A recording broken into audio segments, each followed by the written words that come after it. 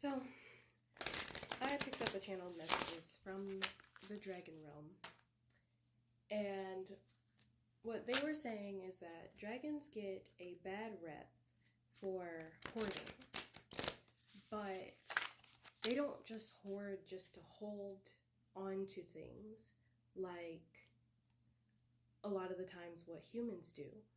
They hoard their massive amounts of wealth for their future. And that's one of the reasons why I'm using this deck, because one of the cards, it has a dragon on it, and it's for protecting the future, and it was called Dragon's Hoard. And they're hoarding their treasures, whatever it is that they have collected, and to create generational wealth, not just to secure themselves, but to secure their offspring and those who come after them. So dragons have a purpose for the hoarding that they do. They do it for the safety and security of the generations to come. It's not just for themselves. And it's not just to say that they have everything in the world at their disposal. So we'll see what the dragons have to say with these cards. All right. I'll do 3. My whole freaking text. No, it's not. All right. We'll do. All right. So we have the Magician's Sword, Confidence in Your Own Magic, Deep Quiet, Meditation and Stillness, and Woodwives. I'll show the cards in a minute. I'm just going to get these ones out too. So, with the Magician's Sword is actually Excalibur coming up out of the water, which tells the tale of a new adventure from what I've seen. And then with meditation and stillness, it looks like crown chakra upgrade to me. And then with Woodwives, adaptability.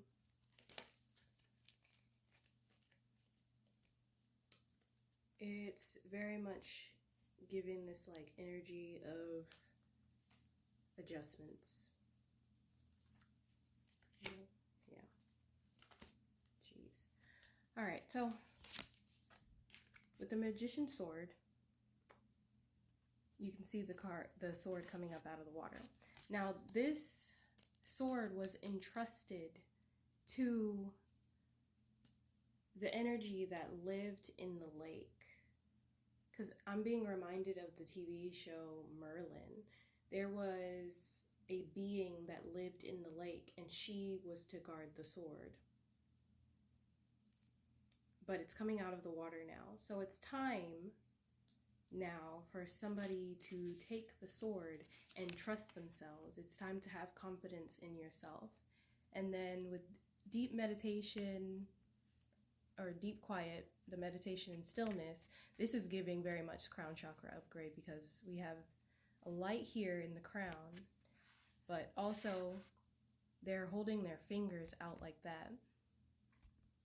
So energy, like information from the crown coming to the hand for creation, because swords also represent information and communication. So that's what I'm getting from that. And then with like the Woodwives, this information could be about how you can be adaptable without bending too much. Because you don't want to be too rigid. You still want to be teachable, but you also want to have that confidence within yourself that, you know, I know what I'm talking about and nobody can really shake my foundation. And it looks like with the Magician's Sword, confidence in your own magic leads to you making proper connections with people that can actually benefit it, that's mutually beneficial.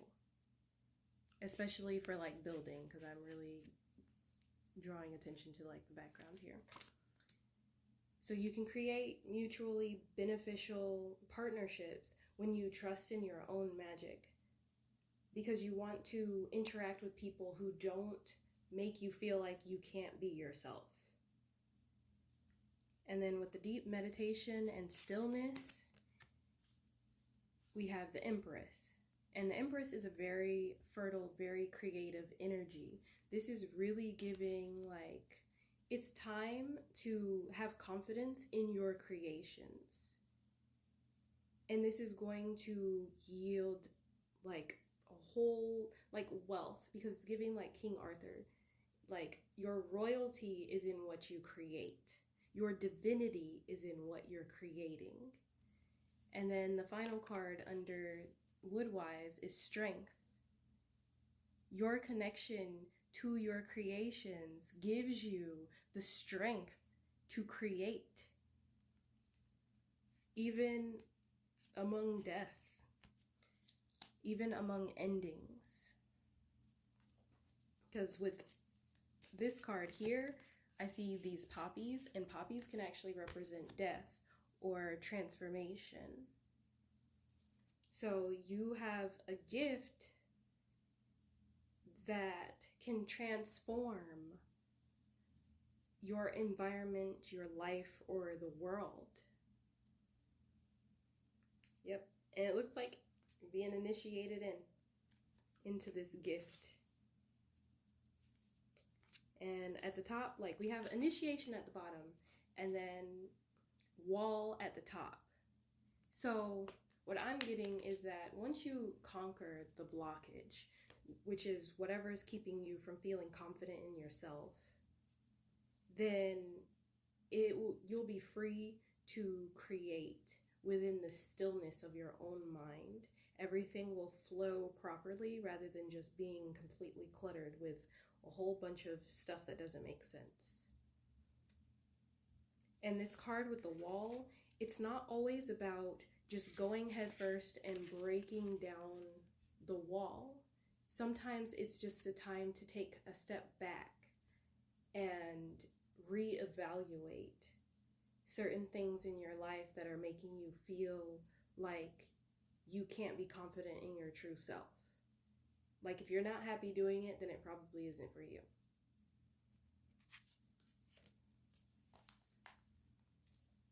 And then at the bottom we have the Hierophant on this card, which goes along with the whole, once you access your creativity, you have access to your divinity.